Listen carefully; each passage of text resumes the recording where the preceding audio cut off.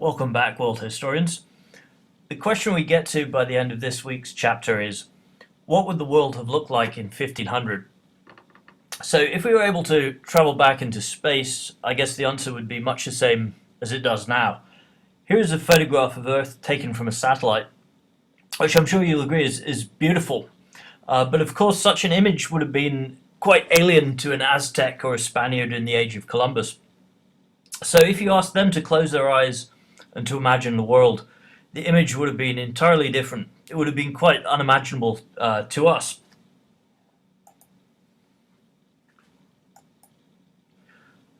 So we have to admit that the world really begins, or at least the modern world really begins, with this guy.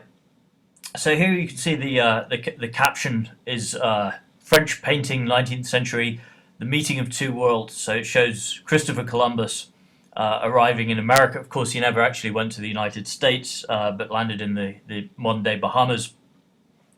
And here he is reassuring his anxious sailors by pointing to the first sight of land. So we think we know what Christopher Columbus looked like, but do we really?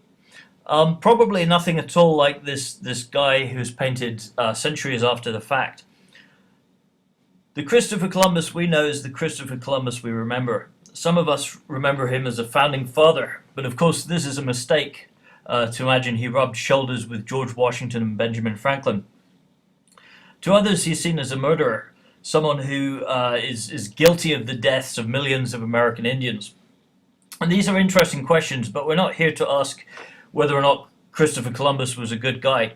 The question we need to ask, reading the chapter for today, is what is his legacy in terms of globalization? So I want to leave you with an image from the textbook, and follow up with a video posted below where historian David Christian attempts to sum up the history of the world from the Big Bang to the internet in just 18 minutes. I would argue that this image goes even further. It tells us, using statistics, the history of the last millennium in a single image. But what's going on here? What has happened to the world and its peoples over the last 1,000 years? What about the last 500 years? Or the last 200 years?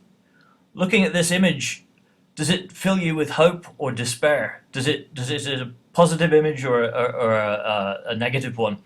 So I want you to look at this, think about it. Feel free to post your responses on our weekly discussion board.